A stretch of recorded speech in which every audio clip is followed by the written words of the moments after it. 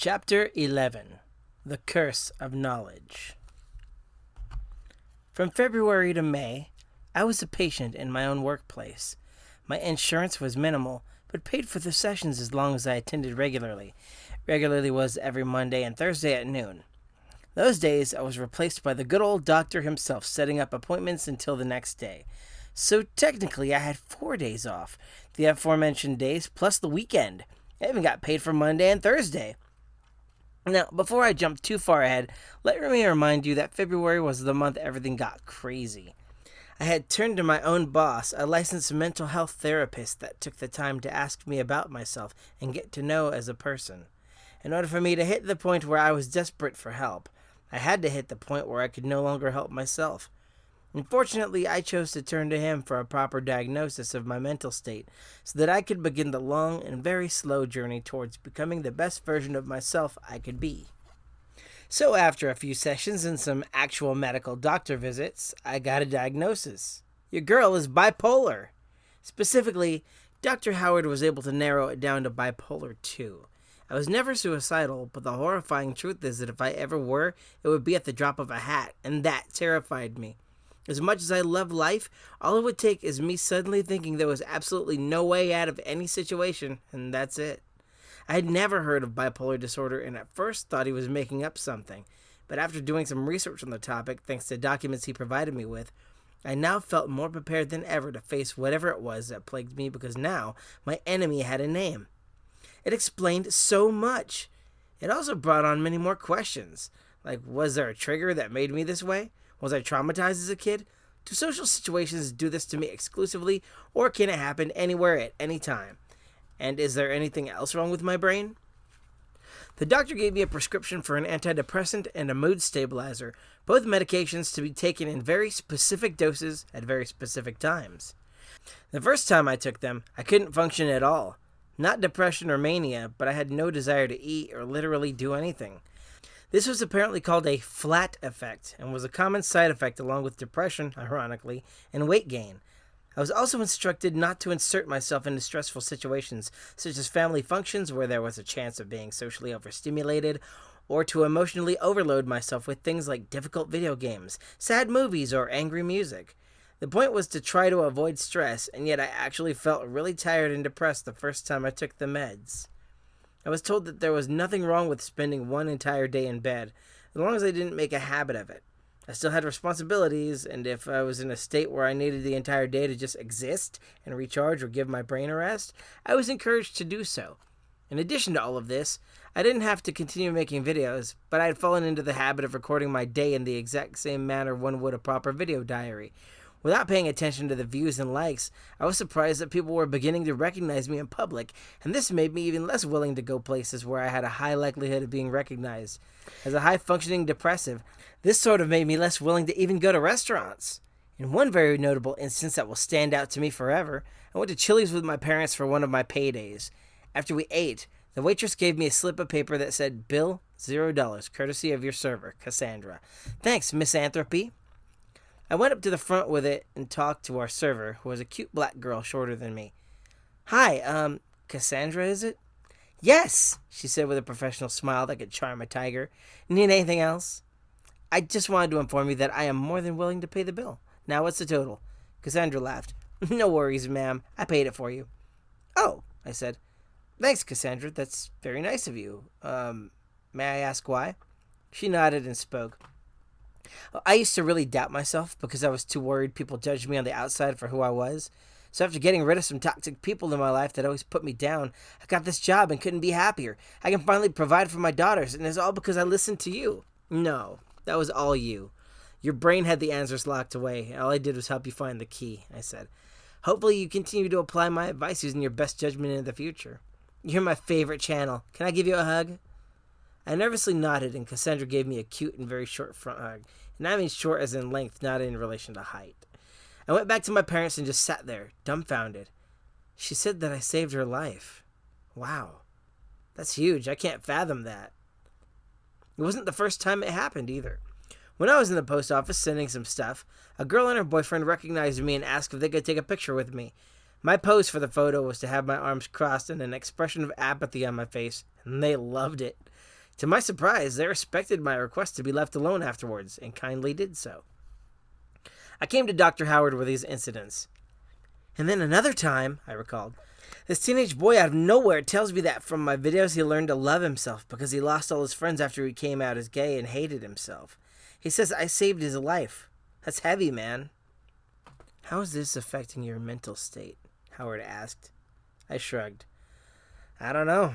I mean, part of me loves the attention, but part of me doesn't know what to do. I just turn on a camera and talk. The fact that my advice totally altered the way someone thinks is both validating and terrifying. Terrifying how? He inquired.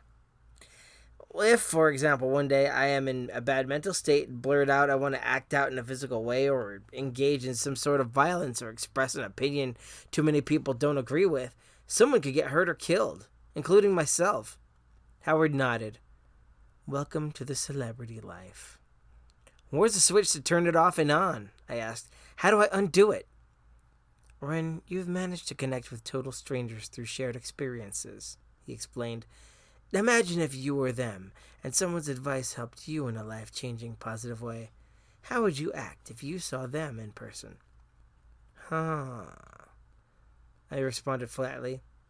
I suppose I would go up and express my thanks.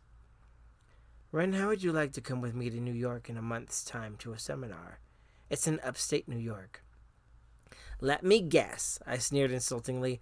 It's basically like Woodstock, but for nerds in the medical profession of psychiatric medicine. I then put on an impression of a well-to-do wealthy male. So, Dr. Jonathan, how many lobotomies have you done this winter? Dr. Howard snickered, but said, Actually, you're pretty much right on the money, except for the lobotomy part. And you want to show me off as your secret project? Are there awards or something? No, Ren, it's not a contest. It's a place where we can advance our knowledge and share our experience to further the field. What about patient confidentiality? I asked. If you choose to speak, it's your choice. I cannot make you do anything you don't want to. I chuckled. Imagine if everyone brought one patient. Hey, Jim, bet you $5 my patient could take your patient. Will there be food? It's in a field in New York. There's catering. I'm allergic to nuts, I said. He burst out laughing hysterically. Ren, you may be the only one there, he said. No, you ignorant clod, I snapped. I meant I am literally allergic to peanuts. I have a nut allergy. Right, he said, clearing his throat. Of course. The whole curry situation. Put me down as a maybe, I said. Sounds interesting, but I am a little iffy. I am proposing you go to learn more about mental health. Who knows? Maybe someone there will ask for your input. If a doctor asks me for advice, they deserve to have their license taken away. He nodded. Lots of advances in mental health have been made thanks to the input of people like you and I. Back about a century or so ago, mental health was treated like any other physical disease for 100 years before that. People like you would have been lobotomized and left in a cell, forgotten somewhere. History is depressing, I said. I like it. So how much time we got left, Doc? Without even checking his watch, he said, 40 minutes. I nodded and silence filled the room. I asked if I could move in with Raj, I calmly stated, creating conversation. How's he doing? Dr. Howard asked. Great. But he said no because in a few days he has to move back to India. His father is on his deathbed and willed his entire estate to his 2 sons, and Raj is in charge of maintaining it. Cool. So why not move to India? He asked. It's asking a lot of me right now. I just barely put a name on the terrorist in my brain, and I can't subject myself to a change that intense so soon. I need time. Are you two going to keep dating? I nodded. I hope so. Anyway, he told me he doesn't want to go, but he has to. I encouraged him to move back because he wants to further a career in cinema and has better odds there than in a place like this. I'm telling you, I could stay single for the rest of my life if it meant waiting for him to come back just to be with me. Not to get too personal, but what was that business about a Natalie girl calling him? I pulled out my phone and swiped through some pictures. Check this out. I scoured the internet one day and found that same woman online. It's a catfish photo of a Canadian girl named Leanna Nomak. She doesn't even speak English. So you think Greg may have done that to separate you two? I hadn't thought of the Natalie situation in a week, I shrugged. Only one way to find out, Doc. I gotta get inside Greg's apartment again. Doc leaned forth. Something tells me you should move out of there and get away from him. If he was the one who went through all that trouble to cause so much drama, he could be a sociopath. I wonder what it could be hiding, I said. Don't do anything reckless, he said. Like break and enter? I cracked. I was only half joking, and he didn't like that at all. Please don't, he said in a tone that sounded like begging. I'm kidding, I snapped. You should know me by now. I do, and that's why I'm telling you to stay away. Later, I went to Morgan's funeral home and walked up to the man standing in the main lobby. I had to make amends with Lupita and had not spoken to her in 2 weeks.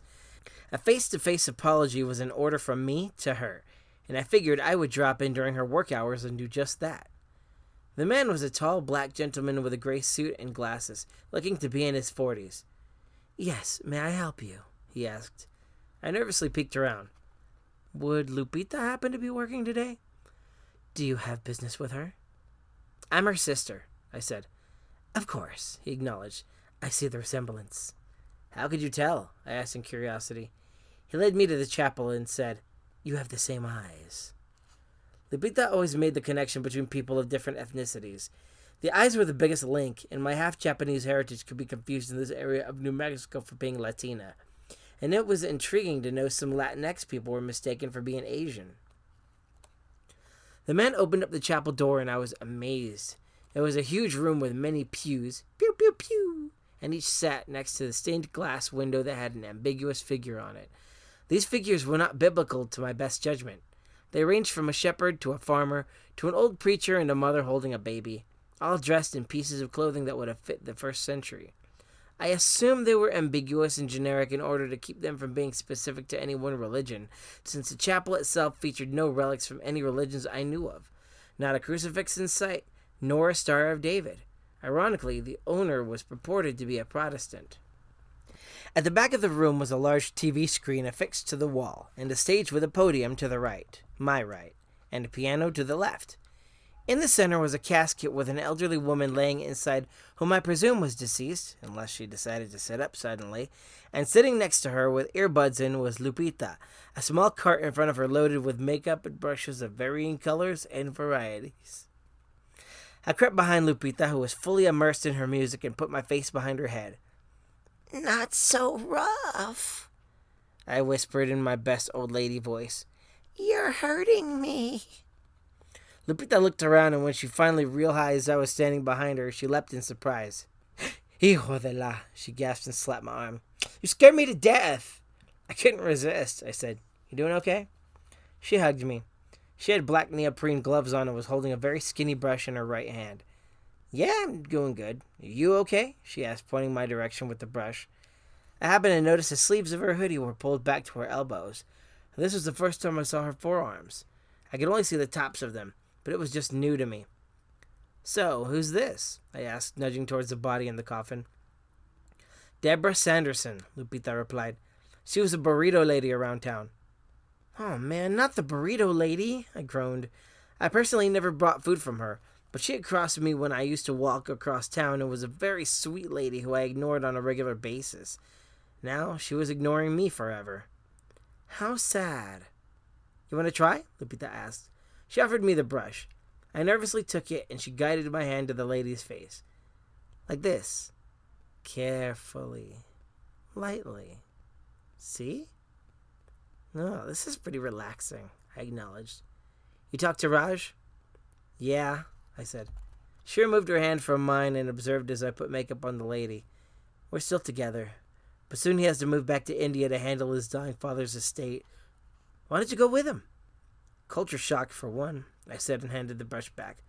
Also my meds, and I'm still an anxious, depressed ball of shit. Excuse my language. Girl, I know, she said as she continued to work. Have you talked to your doctor about your past? I went through everything. The only thing we could settle on is abandonment issues from Dad never being there. It caused me to be antisocial and to be stricken with massive panic whenever I'm forced into a new situation, or one that I don't know how to handle, like moving to Dubai. I was in a mental hospital, she told me. I was abused by my older cousin at 16, and when I reported him, he beat me up. Abused? I asked. I knew she meant sexual abuse, but I didn't want to push any buttons. Oh, I'm so sorry to hear that. She smirked. Yeah, well, he's in San Quentin right now. They're probably showing him what happens to people who touch little kids. Let's hope so, I said. So, about that hospital. Why did they send you there? She put the brush down and showed me the underside of both her forearms. Scars from her wrist to the crease in her elbows were visible in slashes that looked like they had been done slowly, but a long time ago. I felt a chill go through me and rubbed my own arms as the sensation of a blade going through them caused me to cringe. Yikes, I uttered, totally speechless. She proceeded to pick her brush back up and explained. He came over for Christmas and I told my parents I don't want to see him. I was too embarrassed to tell him what he did, and I'd blacked out and woke up in a hospital. My mom told me I locked myself in the bathroom with a knife and Daddy had to kick the door down to get me out. That's the kind of trauma I don't have, I said. Damn. So on to happier topics, Lupita said in her usual tone. Talk to Greg? Nope, I don't trust him. Honestly, me either, she said. Not to dig out old skeletons, but I think he was obsessed with you. The night he came over alone and kept talking about you. He said he could hear everything you do through the walls. Everything? I gasped. Z? Stalking me? The way he put it made it seem like he wants you but doesn't want you as a regular girlfriend. When I put the moves on him, he said Natalie tried that. So Natalie must be his ex, I said. I found out through hours on the web that blonde girl in Raj's phone was planted there. She's a SoundCloud pop singer from Canada named Leanna Nomack. I've never heard of her, so I wonder who Natalie is, she muttered. Ah, well, better just avoid him. I might just switch to apartment A. It'll get me far enough away where he can't hear me. Just be careful, homegirl, she pleaded. I don't trust him. I don't either, I acknowledged. I gave her another hug. Thanks for being my friend. Hoochie, please, she laughed. You're my sister from another mister. I gotta go. Raj and I are going to my house so we can meet my parents. Lupita nodded.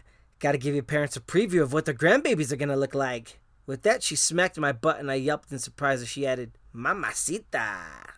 Not in front of the burrito lady, I cried out with a loud snort. I hugged her cautiously and texted Raj as I left. Dinner at my parents' in 1 hour. No backing out. He replied with, What's for dinner? My parents had asked me in advance what he liked, so they had decided upon something everyone could agree on. Just you wait and see, winking face emoji, I replied, beaming ear to ear.